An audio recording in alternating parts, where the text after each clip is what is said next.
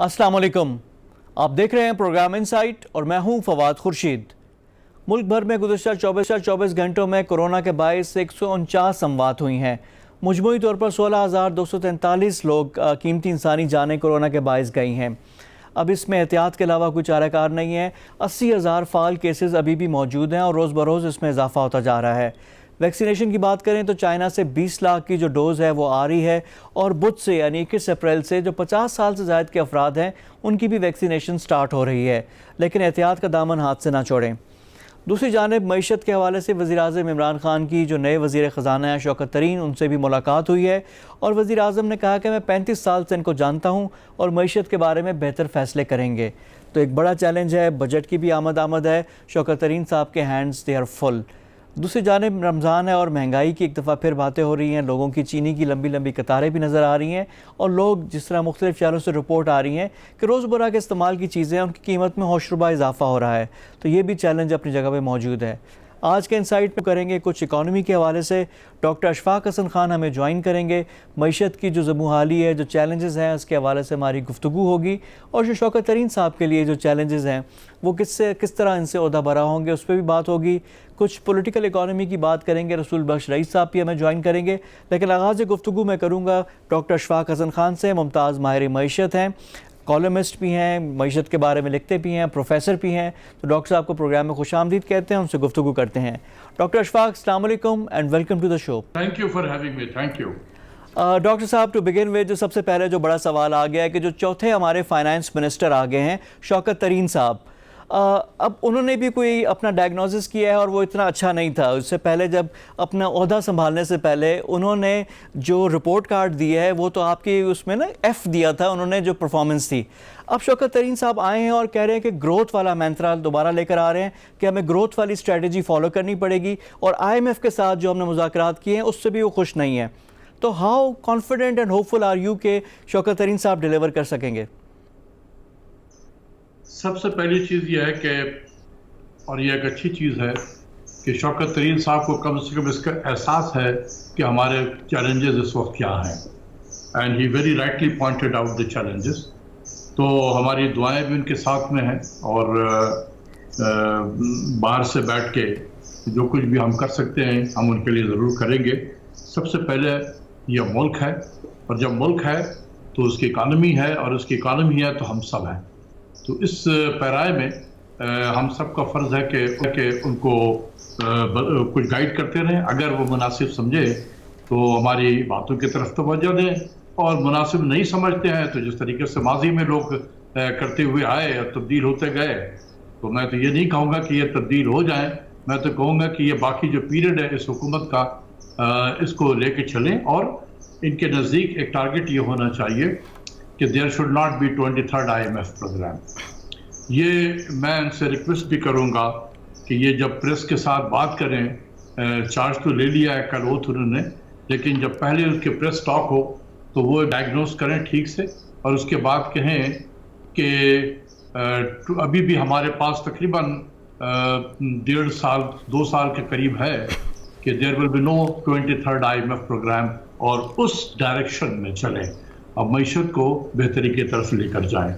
تو یہ ہے، اور ہماری دعائیں ان کے ساتھ ہیں۔ چلیے، سب سے پہلے جو آئی ایم ایف والا ہے اس پہ آپ بڑے ناقد بھی تھے، لیکن وہ کہہ رہے تھے مجبوری، اور بڑی بحث ہوئی ہے سب کچھ، لیکن جو آئی ایم ایف کے ساتھ معاہدہ ہوا ہے اب اس کی شرائط کا ہم کیا کریں؟ اوپر سے ورلڈ بینک وہ بھی اب آ گیا ہے میدان میں، اس نے بھی کہا ہے کہ جی وہی بجلی مہنگی کریں، ٹیکس ریفارمز کریں، توانائی میں ریفارم کریں، تو اتنی بجلی مہنگی ہو جائے گی تو پھر ہماری اکانومی میں گروتھ والی اسٹریٹجی کیسے آئے گی؟ کیا ابھی ٹائم ہے کہ آئی ایم ایف سے دوبارہ شوکت ترین صاحب کوئی بات کر سکتے ہیں؟ ایک چیز یہ ہے کہ ورلڈ بینک اور I M F they work in very close coordination, ان کے آپس میں بڑی کوآرڈینیشن ہوتی ہے۔ دوسری چیز یہ ہے کہ پہلی بات یہ ہے کہ جو میں آپ کے چینل پہ اور باقی جو چینل پہ بولتا بھی رہا ہوں، جو لکھتا بھی رہا ہوں اخبارات میں، اور میں بار بار اگر آپ کو یاد ہو کہ میں کہتا تھا پرائم منسٹر صاحب آپ کی جو اکنامک ٹیم کے لوگ ہیں آپ کو مس گائیڈ کرتے ہیں، وہ آپ کو صحیح پکچر نہیں دے رہے ہیں۔ وہ اتنی سی چیز بتاتے ہیں اٹھا کر چن کر جس سے آپ ٹویٹ کر دیتے ہیں, آپ خوش ہو جاتے ہیں. تو ہم بتاتے رہے کیا چیلنج ہے. مجھے خوشی ہے کہ شوکت ترین صاحب نے کچھ مجھ سے زیادہ سخت لہجے میں بتا دیا کہ یہ ڈبو دیا معیشت کو, تباہی پھیر دی معیشت کی. اور انہوں نے اکثر انٹرسٹ ریٹ کا حوالہ دیا کہ کور انفلیشن 7% تھا اور انٹرسٹ ریٹ کو وہ 13.25% پہ لے گئے اور سارے کاسٹ آف پروڈکشن کو بڑھا دیا. پھر انہوں نے ایکسچینج ریٹ کی ڈپریسیشن کو کرٹیسائز کیا کہ 112 یا 115 تھا, اٹھا کے اس کو 168 پہ لے گئے. ہر چیز جو لینڈڈ کاسٹ تھی چیزوں کی وہ سب مہنگی ہو گئی, اس سے انفلیشن پہ پیدا ہوا. تو انہوں نے بالکل وہی باتیں کی لیکن مجھ سے زیادہ بلنٹ لہجے میں کہا جو میں کہتا رہا ہوں اور میں لکھتا رہا ہوں. اگر آپ کو یاد ہو کہ جون 2020 میں نے ایک آرٹیکل لکھا جس کا ٹائٹل تھا ہو ڈیمیج دی اکانومی. آج بھی آپ گوگل پر سرچ کریں گے صرف اتنا لکھ دیں ہو ڈیمیج دی اکانومی. اور ڈاکٹر صاحب مجھے یاد ہے اس کے بعد میں نے آپ کو پروگرام میں بھی لیا تھا, اور آپ نے یہی کہا تھا کہ یہ جو غلط ہے, جو ہاٹ منی والی پالیسی ہے غلط ہے اور چیزیں ہیں. لیکن اب یہاں پہ ایک اور چیز آ رہی ہے. ابھی حال ہی میں جو اسٹیٹ بینک کی رپورٹ آئی ہے اور جو ان کے گورنر ہیں وہ میڈیا پہ بھی آئے, انہوں نے کہا کہ economy is going in the right direction. اور دوسرا ہم شوکت ترین صاحب کو دیکھتے ہیں, وہ کہہ رہے ہیں کہ سمتی غلط ہے اور ساری جو کرٹیسائز کی انہوں نے پالیسی وہ تو کہیں نہ کہیں کھرا جا رہا ہے اسٹیٹ بینک کی طرف. تو اب یہ دونوں جو پلرز ہیں ہماری اکانومی کے, اگر یہ اختلاف کر رہے ہیں تو ان میں سے ایک صحیح ہے غلط ہے, تو یہ کیسے پھر ورکنگ ریلیشن شپ ہوگا ان کا؟ میرا اپنا خیال ہے کہ حفیظ شیخ صاحب کے جانے کے بعد رضا باقر صاحب کو والنٹیرلی ریزائن کر دینا چاہیے اور وہ جہاں سے آئے ہیں وہاں چلے جائیں. اگر ان کے اندر تھوڑی بہت بھی عزت نفس ہے تو میرا خیال میں ان کو وہ چل نہیں سکیں گے. میں ابھی سے آپ کو بتا دوں کیونکہ وہ اس ملک کے لیے اجنبی تھے. جو شخص 30 سے 40 سال ملک سے باہر رہے وہ اجنبی ہو جاتا ہے حفیظ شیخ کی طرح.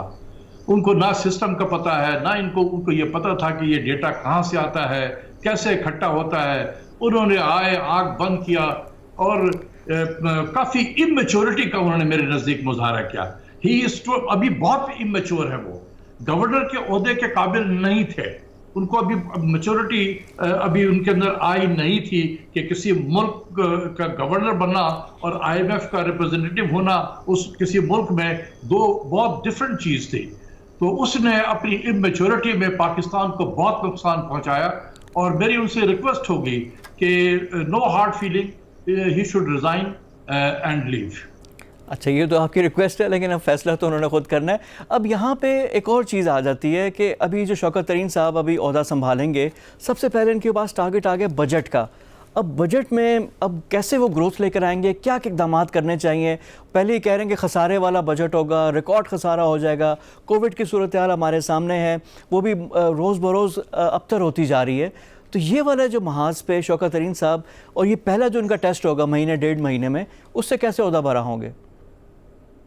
نہیں, ان کے لیے چیلنج تو بہت ہوں گے, اس میں کوئی شک نہیں ہے. اور وہ ایسے ٹائم پہ آئے ہیں کہ جب اتنے ہائی انٹرسٹ ریٹ کو رکھ کر ہم نے انٹرسٹ پیمنٹ کو کہاں سے کہاں پہنچا دیا. آپ یقین کریں کہ ابھی اس مالی سال کا مجھے نہیں پتا ہے لیکن پچھلے 2 مالی سالوں میں انٹرسٹ ریٹ 75% بڑھ گیا.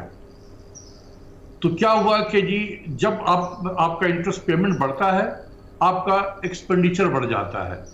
جس تیزی سے انٹرسٹ ریٹ بڑھا اور انٹرسٹ پیمنٹ بڑھا اتنی تیزی سے ایکسپینڈیچر بڑھ گیا ہمارا.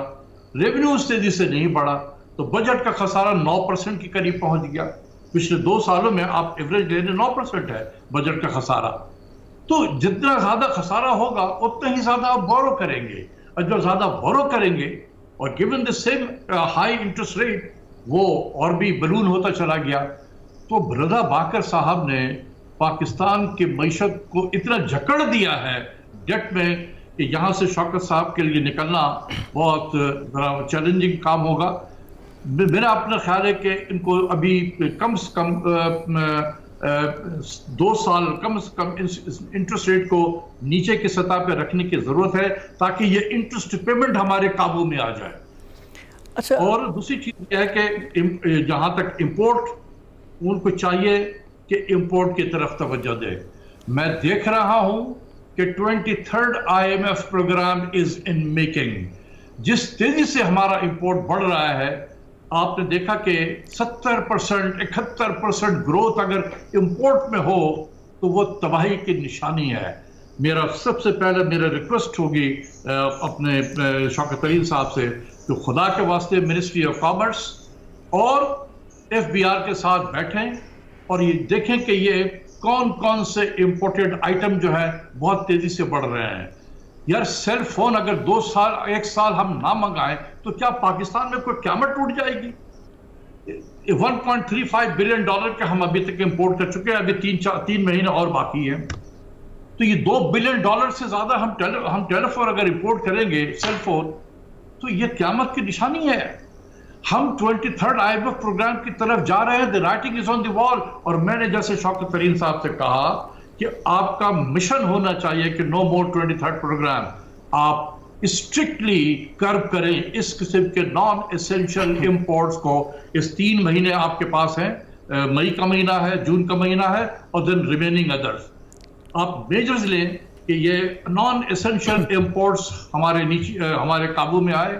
اور کتنی شرم کی بات ہے کہ جو ملک آج چند مہینوں پہلے تک یہ ویٹ ایکسپورٹ کر رہا تھا, اب امپورٹ کر رہا ہے. آج وہ ویٹ بڑے پیمانے پہ امپورٹ کر رہا ہے. چینی ہو گیا سر, شوگر امپورٹ کر رہا ہے, کپاس کی بات ہو رہی ہے. امپورٹ کر رہا ہے. یہ کیا ہو گیا ہے؟ ہمیں ہو کیا گیا ہے یہ؟ اور یہ چیز بڑی امپورٹنٹ ہے ایگریکلچر سیکٹر کا بھی, جو شوکت ترین صاحب پچھلے ٹینیور میں بھی انہوں نے کیا تھا, وہ کرنے کی ضرورت ہے. اور یہ جو آپ کی جو ریمیڈیز ہیں فی الفور اس پہ عمل کیا جا سکتا ہے کہ جو جاری کھاتوں کا خسارہ ہے وہ اسی وجہ سے تھا کہ ہماری امپورٹس پچھلے دور میں بہت زیادہ تھیں. لیکن ڈاکٹر صاحب ہر چیز ڈوم اینڈ گلوم تو نہیں ہے نا, کچھ چیزیں بہتر بھی تو ہو رہی ہیں. جو ہماری جو بیرون ملک سے ترسیلات ہیں, ریمیٹنسز ہیں, ان میں مسلسل اضافہ ہو رہا ہے. پرائم منسٹر نے بھی ٹویٹ کیا ہے. جو ہمارا جو ایکسچینج ریٹ رجیم ہے, جو ڈالر کے مقابلے میں روپی ہے وہ بھی مستحکم ہے, انٹرسٹ ریٹ بھی اب رک گیا ہے, مستحکم ہے. تو یہ چیزیں تو کچھ پازیٹیو ہیں. ایکسپورٹس میں بھی چلیں کم, لیکن ایک اچھا ٹرینڈ تو ہے کہ 2 بلین سے اوپر ہو رہی ہیں. تو یہ پازیٹیوز کو لے کر کیسے مومنٹم بنایا جائے کہ اکانومی میں بہتری ہو, اور کیا مزید اقدامات ہیں جو کریں؟ دیکھیں جہاں ایکسچینج ریٹ آج ہمارا کھڑا ہے نا, یہی وہیں پر ہونا چاہیے تھا اس وقت بھی. میرے نزدیک اس وقت بھی یہ 150 روپے پہ ہونا چاہیے تھا ایکسچینج ریٹ. ہمیں 168 پہ لے کے چلے گئے تھے, یہ زبردستی لے کے گئے تھے. اس گورنر نے تباہی پھیر دی, ہم پہ ڈیٹ چڑھا دیا, پبلک ڈیٹ آسمان پہ پہنچا دیا, جس کی وجہ سے ہمارا انٹرسٹ پیمنٹ بڑھ گیا. دوسری چیز یہ کہ انٹرسٹ ریٹ کو وہاں تک جانا نہیں چاہیے تھا. جب دنیا کے ماحول کو دیکھیں کہ جہاں دنیا 0 انٹرسٹ ریٹ کے قریب میں موو کر رہی ہے, ہم نے 13% اٹھا کے لے کے چلے گئے تھے. کچھ نہیں دیکھا پاگلوں کی طرح کہ جی ہم انفلیشن کو کنٹرول کرتے ہیں. میں بار بار کہہ چکا ہوں, میرے پاس امپیریکل ایویڈنس ہے, اسٹیٹ بینک کا اپنا امپیریکل ایویڈنس ہے کہ 1% increase in discount rate increases inflation by 1.35%. کم نہیں کرتا, بڑھا دیتا ہے. اسٹیٹ بینک کے اپنی ان کا جو ورکنگ پیپر نمبر 44 ہے, جو 2010 یا 11 میں اسٹیٹ بینک کی ویب سائٹ پہ آپ کو مل جائے گا, اس میں کیا لکھا ہوا ہے؟ 1% increase in discount rate increases inflation by 1.22%. اور ڈاکٹر صاحب آپ کا بھی اس سلسلے میں کہنا تھا, آپ بھی کہہ چکے ہیں کہ جو مہنگائی پاکستان میں ہوتی ہے سپلائی سائیڈ کو مینجمنٹ کے ایشوز ہیں, انٹرسٹ ریٹ سے تعلق نہیں, تو آپ نے کلیئر کر چکے ہیں, آپ 2-3 دفعہ میرے پروگرام میں بھی بات کر چکے ہیں. اب آ جاتے ہیں ڈاکٹر صاحب, ایک اور بڑا میجر ایشو ہے ہمارا کورونا. اب کورونا کی جو 3rd ویو ہے وہ ایک اور خطرناک حد پہ آ رہی ہے. جو پچھلے سال جون کے ہائیز تھے وہ دوبارہ ہم اچیو کر رہے ہیں. مسلسل ہم دیکھ رہے ہیں کہ جو اموات ہے خطرناک حد تک اضافہ ہوتا جا رہا ہے, اور جو ہمارے جو صورتحال ہے اس سے ہماری اکانومی بھی امپیکٹ ہو رہی ہے, لوگوں کی زندگی امپیکٹ ہو رہی ہے. اب اس میں دیکھ لیں کہ مہنگائی پھر بڑھ رہی ہے کورونا کی وجہ سے, اور باقی بھی جو ہے, اور لوگوں کے پاس روزگار ہے وہ ختم ہو رہا ہے, بے روزگاری بڑھ رہی ہے, اور کمائی کم ہو رہی ہے. تو یہ کورونا کا جو امپیکٹ ہے اس کو کیسے مینیج کیا جائے؟ دیکھیں اس میں کورونا میں تو جو حکومت کر سکتی ہے, میرے خیال میں بہت بہتر طریقے سے حکومت نے کام کیا ہے, اس میں کوئی شک نہیں ہے.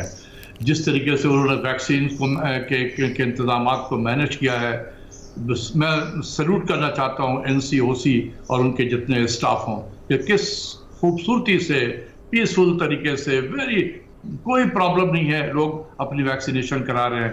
لیکن یہ پاکستانی قوم, آپ یقین کریں کہ ہم ابھی تک آپ کو شاید یقین نہ ہو، ابھی تک بہت سارے لوگوں کو یہ میں نے کہتے ہوئے سنا کہ یہ کیا کورونا کوئی نام کی چیز نہیں ہے، کوئی ہم اپنے توجہ نہیں دے رہے ہیں۔ آج بھی آپ مارکیٹ میں جائیں، آپ کو اسی طریقے کے رش آپ کو ملیں گے، لوگوں نے کوئی ایس او پی فالو نہیں کیا ہوا ہے۔ تو مطلب حکومت کیا کر سکتی ہے؟ کیا کہ ہر شخص کو پکڑ کے کہتی ہے کہ یہ ماسک پہنو، ہاتھ کو سینیٹائز کرو؟ یہ تو لوگوں کو خود احساس ہونا چاہیے۔ صرف جن کے گھر میں موت ہو رہی ہے وہ خوفزدہ ہیں، اور جن کی یہاں نہیں ہوئی ہے انہیں کوئی پرواہ نہیں۔ یہ عجیب صورتحال ہے۔ تو دیکھیں، میں یہی ریکویسٹ کر سکتا ہوں آپ کے پروگرام سے کہ خدا کے واسطے اپنے لیے اور اپنے گھر والوں کے لیے بھی، جو آپ کے بوڑھے ماں باپ ہیں، بزرگ ہیں گھر میں، ان کی حفاظت کے لیے بھی آپ اگر باہر نکلتے ہیں تو ایس او پی مینٹین کریں، ماسک لگائیں، ہاتھ کو سینیٹائز کریں، مجمع میں نہ جائیں، اور آپ بھی بچیں گے، آپ کے گھر والے بھی بچیں گے۔ جہاں تک دوسرا آپ نے مہنگائی کا، دیکھیں رمضان کا مہینہ ہے، دنیا کی کوئی طاقت ہم جیسے ملک میں انفلیشن کو کنٹرول نہیں کر سکتی ہے رمضان کے مہینے میں، چاہے جتنی بھی کوشش کر لیں عمران خان صاحب نہیں کر سکیں گے۔ یہ ان کو، عوام کو بھی پتہ ہونا چاہیے کہ جو چیخ و پکار جو مچائے ہوئے ہیں کوئی بھی کچھ نہیں کر سکتا۔ اس کی وجہ یہ ہے کہ کیا آپ دیکھیں عام دنوں میں جس طریقے سے گھر میں اس وقت مغرب کے افطار میں فروٹ چاٹس بن رہے ہوتے ہیں، یہ چھولے کا استعمال ہو رہا ہے، یا کھجور کا استعمال ہو رہا ہے، یا لیمن کا استعمال ہو رہا ہے، آلو کا استعمال ہو رہا ہے، ٹماٹر کا استعمال ہو رہا ہے، کیا عام دنوں میں ایسا ہوتا ہے؟ دی آنسر از نو۔ یہ ایک ایب نارمل مہینہ ہوتا ہے کہ ہر گھر میں کچھ نہ کچھ بن رہا ہوتا ہے، جس کی وجہ سے you create extraordinary excessive demand for all this, جس میں پھل آ جاتے ہیں، جس میں سبزی آتی ہیں، اس کی قیمتیں آسمان کو پہنچ جاتی ہیں۔ تو آپ کہاں سے اس کو مینٹین کر سکتے ہیں؟ یہ تو پیرشیبل کموڈیٹیز ہے۔ کیا گورنمنٹ پہلے سے امپورٹ کر کے رکھ لے آلو، پیاز، ٹماٹر اور مارکیٹ میں پھینکنا شروع کرے؟ یہ ایسا نہیں ہو سکتا۔ تو اس لیے یہ مہینہ تو اسی طریقے سے رہے گا، اور پاکستانیوں سے بھی میں کہتا ہوں کہ اتنا شور نہ مچائیں مہنگائی کا۔ اس کی وجہ یہ ہے کہ یہ ایسا مہینہ ہے کہ ہر شخص، چاہے وہ امیر ہو غریب ہو، سب نے جا کے کچھ نہ کچھ پھل خریدنا ہوتا ہے، کچھ نہ کچھ سبزی خریدنی ہوتی ہے۔ تو you create excessive demand, supply match کوئی بھی حکومت نہیں کر سکتی ہے۔ اس لیے یہ رہے گا۔ آپ اس کو مہینے دیکھیں گے، جیسے رمضان کا مہینہ ختم ہوگا سب چیزیں نیچے آ جائیں گی۔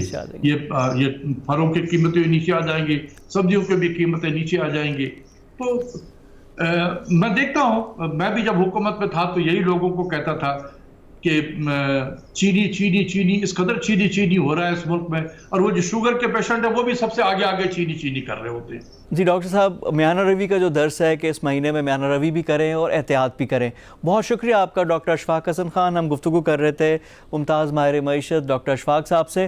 پروگرام میں وقت ہو گیا ایک بریک کا، بریک کے بعد آ کر گفتگو کا سلسلہ جاری رکھیں گے۔ اسٹے ود اس۔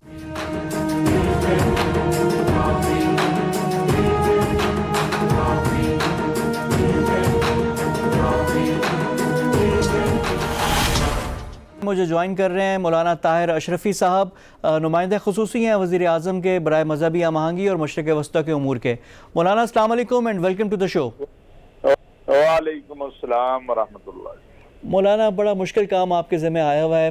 ابھی جو یہ توہین رسالت کے حوالے سے وزیر اعظم عمران خان نے بھی بات کی، اور کہ جس طرح ویسٹ میں بات ہوتی ہے ہولوکاسٹ کے حوالے سے، اسی حوالے سے ان کا ہے کہ جو ناموس رسالت ہے، جو ہمارے نبی پاک صلی اللہ علیہ وسلم کی جو ہماری عزت ہے مسلمانوں کے دل میں، اس کی قانون سازی کی جائے اور سزا دی جائے۔ یہ جو چیلنج ہے یہ OIC کے پلیٹ فارم سے کرنا چاہیے، تو یہ بھی آپ کے اس میں ڈومین میں بات آئے گی۔ اس سلسلے میں کیا پیش رفت ہے، اور جو مسلمانوں کا جو تصور ہے، جو ایک تشخص ایک آ رہا ہے، بڑا تشدد پسندانہ جو ویسٹ ہے وہ سمجھتی ہے، اس کو کیسے ہم زائل کریں؟ بسم اللہ الرحمن الرحیم، نحمدہ ونصلی ونسلم علی رسولہ الکریم۔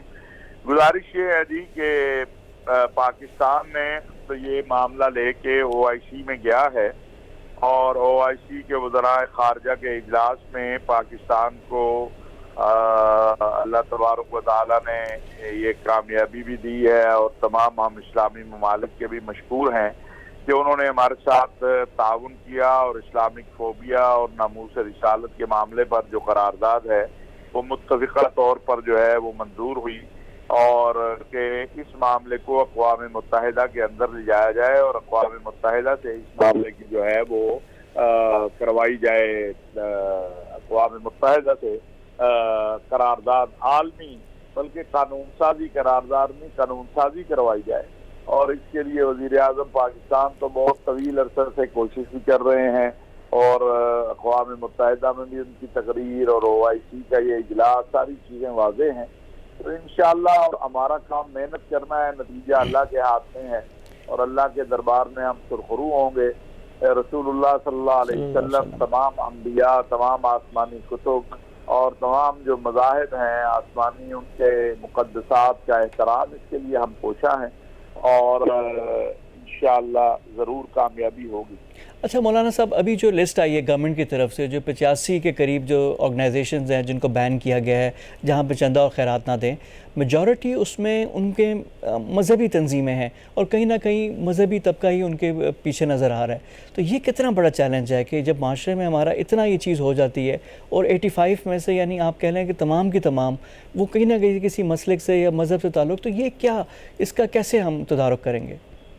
دیکھیے، آپ کے ہاں جو پچھلے 40 سال گزرے ہیں، اس میں بہت سے اونچ نیچ آئی ہے، اور بالخصوص ہمارے پڑوس میں جو کچھ افغانستان میں ہوا ہے اس کے اثرات پاکستان پر آئے ہیں، لیکن الحمدللہ پاکستان کی سلامتی کے ادارے، پاکستان کی فوج، پولیس اور قوم، اس نے مل کے ان سب حالات کا مقابلہ کیا ہے، اور پاکستان کے اندر جو شدت پسندی اور انتہا پسندی اور دہشت گردی کا جو دور تھا وہ خاتمے کی طرف ہے۔ بلا شبہ اس میں وقت لگے گا، لیکن انشاءاللہ یہ معاملات جو ہیں وہ جلد حل ہوں۔ اچھا مولانا، ایک اور ذمہ داری جو آپ کے پاس ہے وہ مشرق وسطیٰ کے امور کے بارے میں، جب آپ نے اپنا عہدہ سنبھالا تھا تو آپ میرے پروگرام میں آئے تھے اور آپ نے کہا تھا کہ سعودی عرب کے حوالے سے بڑی مثبت اور اچھی چیزیں، پیش رفت بھی آپ کو نظر آئے گی، کیونکہ اس وقت صورتحال بڑی ابتر تھی۔ تو اب تو کچھ حالات بہتر لگ رہے ہیں۔ UAE کی طرف سے بھی جو پاکستان انڈیا کے مابین جو ٹاکس ہو رہی ہیں، وہاں پہ بھی کہا ہے کہ UAE کے آفیسز استعمال ہو رہے ہیں۔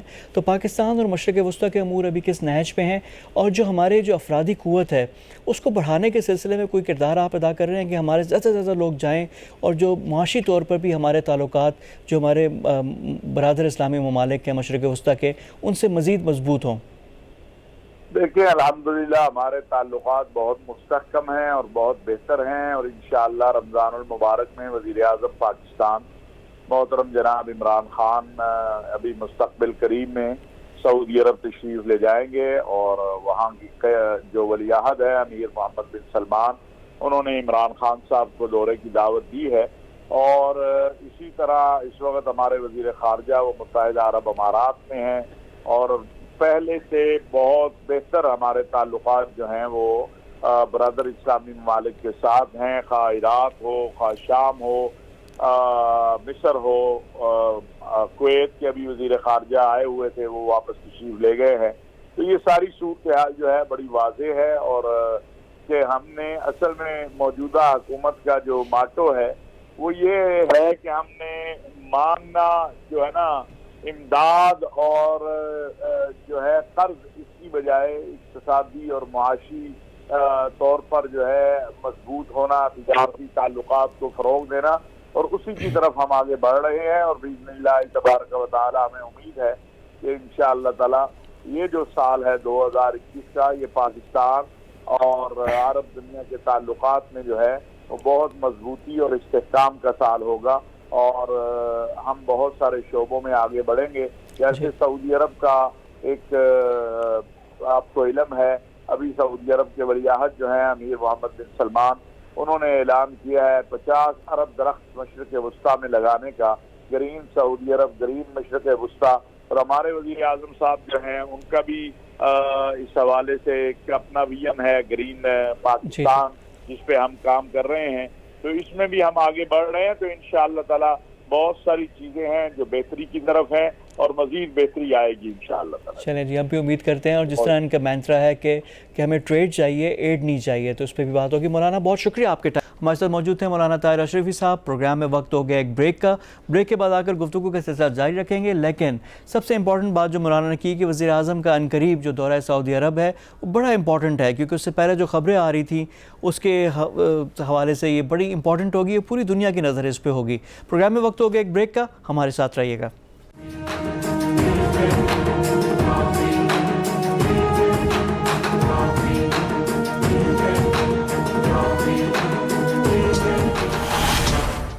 بریک کے بعد پروگرام میں دوبارہ خوش آمدید.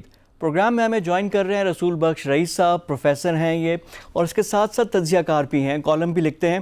ان سے کوئی ملکی صورتحال پہ ہم بات کریں گے کہ پاکستان کی جو سمت ہے کیا وہ درست ہے, جو ابھی حال ہی میں اقدامات ہوئے ہیں ان کا کیا دوررس اثرات کیا ہوں گے.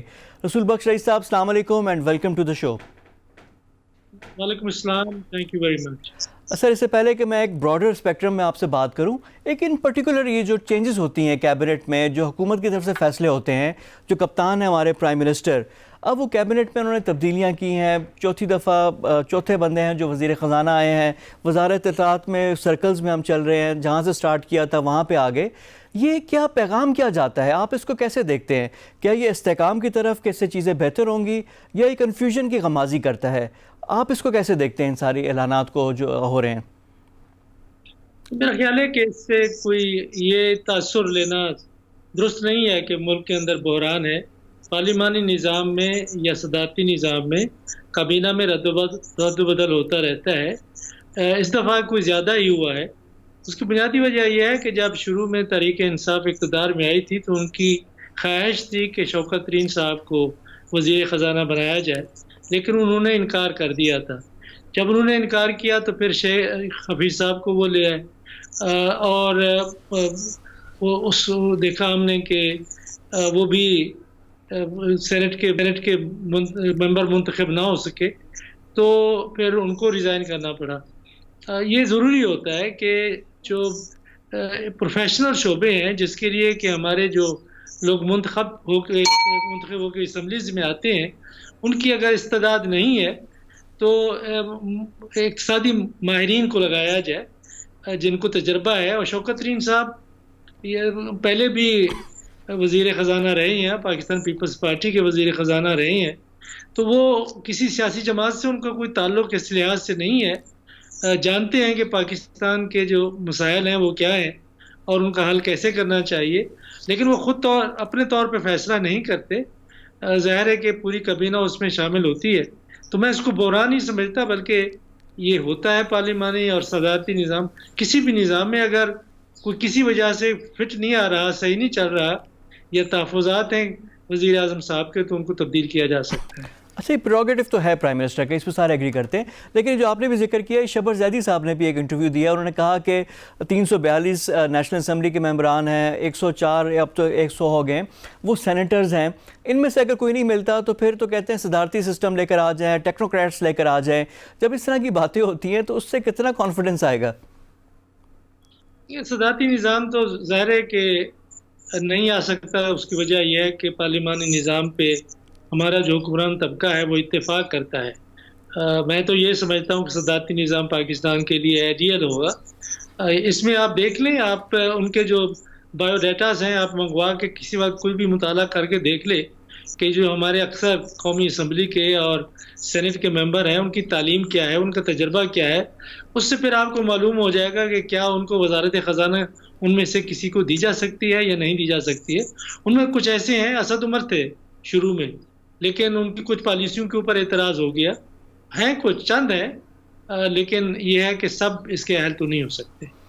اچھا سر, اب یہ دیکھیں کہ جو بھی گورنمنٹ آتی ہے, جب بھی وہ شروع میں آتی ہے, اب یہ پچھلی 4 ہم نے ڈیموکریٹکلی الیکٹڈ گورنمنٹ دیکھی ہے, شروع میں معاشی بحران ہوتا ہے, اقتصادی یعنی طور پہ ہم بڑا IMF کے پاس جاتے ہیں, ہسٹوریکل پیٹرن ہے.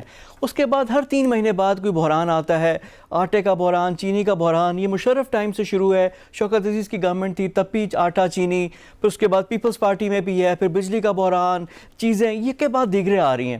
یہ ہے کیا, یہ کیا یہ ہمارے سسٹم میں یہ فیلیئرز ہیں, یا بائی ڈیزائن ایسا ہو رہا ہے کہ کوئی بھی چیز آتی ہے حکمرانی ان کو آرام سے نہیں ملتی, کوئی نہ کوئی کرائسس آتا ہی رہتا ہے؟ دیکھیے, یہ جو آٹا چینی والا معاملہ ہے اس میں حکومت کو ہاتھ نہیں ڈالنا چاہیے. جب حکومتیں ہاتھ ڈالتی ہیں تو چیزیں غائب ہونا شروع ہو جاتی ہیں. دوسری جانب हुकूमत की जिम्मेदारी है कि सनतों को रेगुलेट करे, खुद ना चलाए तो उनको रेगुलेट होना चाहिए। हो ये रहा है, तीन चीज़ें हैं जो बहरान है हमारे आटे का या चीनी का या सीमेंट का, कि जो लोग इनको पैदा करते हैं वो एक कार्टेल बना लेते हैं। कार्टेल ये समझे कि अगर 70 कंपनियां हैं तो वो 70 कंपनियां आपस में ये समझौता कर लेती हैं कि वो एक ही कीमत पर चीनी बेचेंगी, कितना चीनी बेचेंगी और बाहर मार्केट में ले आएंगी, कितना वो स्टॉक करेंगी। अगर वो ऐसा करेंगे तो इसको कार्टेल कहते हैं, या दूसरा लफ्ज़ इसका होता है मोनोपोली, इजारादारी इसको कहते हैं। जब वो इजारादारी कर लेते हैं तो फिर कीमतें अशिया की मार्केट डिटरमिन नहीं करती, फिर वो कार्टेल ही या जो इजारादार हैं वो करते हैं। तो ये इजारादारी का मामला है और उसे हुकूमत को रेगुलेट करना चाहिए। अब उन्होंने कमीशन भी बिठाया, मुकदमात भी किए, और यही रेगुलेशन करने का यही तरीका है कि आप इनको अदालतों में घसीटें, इनको जुर्माने करें। ये हो रहा है। दूसरा जो बड़ा मसला है पाकिस्तान में, आपने सही कहा कि हुकूमतें तो आती जाती रहती हैं लेकिन मसाइल हल नहीं होते। एक तो लोगों की आदत ऐसी हैं कि अगर टमाटर आजकल आप देखेंगे लड़काना में ज़ाय किए जा रहे हैं, टमाटर 10 रुपये भी ख़रीद करने के लिए तैयार नहीं है। लेकिन जब बहरान पैदा होता है तो किल्लत होती है तो बहरान पैदा होता है, फिर लोग शोर मचाते हैं, फिर बहस से आप करोड़ों का दरामद करना शुरू कर देते हैं। तो उसमें भी लोग, एक पूरा माफिया है जो एक इंपोर्ट करके यहाँ पे चीज़ें महंगी बेचता है और फ़ायदा कमाता है। तरीका ये होना चाहिए कि अगर चीज़ को महंगी है तो आप कम ख़रीदें या ना ख़रीदें, कम इस्तेमाल कर दें, ताकि आप एक जो कंज्यूमर है उसमें वो शऊर नहीं है कि उसका रद्द अमल क्या होना चाहिए कि टमाटर आप किलो ख़रीद करते हैं, आप ना ख़रीदें या ख़ुद लगाना शुरू कर दें। चीनी का क्यों मसला है, किस लिए ख़रीद करनी, कम ख़रीद करें। अब लोग जिस तरीके से ख़रीद करते हैं, खाते पीते हैं, ये दुनिया में इसकी मिसाल नहीं मिलती। तीसरा जो सबसे बड़ा मसला है, जो तवातुर है, वो आबादी में लोग कंट्रोल नहीं कर रहे। 6-6, 7-7 बच्चे हैं और कहते हैं ठीक है जी अल्लाह ताला ने दिए हैं तो हमने तो उनको खाना पिलाना है। बिल्कुल, जो जिंदा हैं, जो आपके पास हैं, बिल्कुल उनको खाना खिलाएं, उनका ख्याल रखें।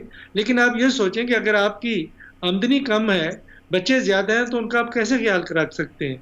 ये ख़ानदानी मनसूबा बंदी जब तक नहीं होगी, जब तक ख़ानदान छोटा नहीं होगा, उस वक्त तक ये आप किस हद तक आप ज़मीन आपकी गला पैदा कर सकती है, शुगर पैदा कर सकती है, तो आप दुनिया से मोहताज रहेंगे।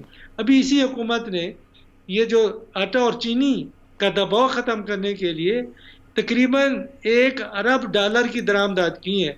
देखिए ख़जाने के ऊपर कितना बोझ है, ना अवाम में शऊर है, ना हुकूमत में इस्तेदाद है, तो इसलिए ये मसाइल पैदा होते रहते हैं। अच्छा सर, अब एक और बात होती है कि लीडरशिप आए, यानी नए लोग आएँ, सियासत में हों, सबको यानी अवाम की एक तरह से रिप्रेजेंटेशन हो, लेकिन यहाँ पे भी एक आज से मोनोपोली बन गई है। और जो आपने बात की ना कार्टेल की, तो इमरान खान साहब उसके लिए माफिया का लफ्ज़ इस्तेमाल करते हैं कि माफियाज हर जगह पे हैं। तो ये जो भी गवर्नमेंट हो, इर्रिस्पेक्टिव मौजूदा गवर्नमेंट, इससे पहले भी ये बल्दियाती इंतखाबात क्यों नहीं करवाते, क्यों नहीं ये जो ग्राउंड है, जो बेसिक टीयर है डेमोक्रेसी की, उस पर क्यों नहीं ये लोग, जब भी गवर्नमेंट में नहीं होते हर कोई कहता है कि जी होना चाहिए, लेकिन डिलीवर नहीं करते, इसकी क्या वजह है? उसकी वजह आपका पार्लिमानी निज़ाम है। वो इसलिए कि अगर आप शहरी हुकूमतें बनाएंगे, मकामी हुकूमतें बनाएंगे, तो आपके MNA और MP फारिग हो जाएंगे।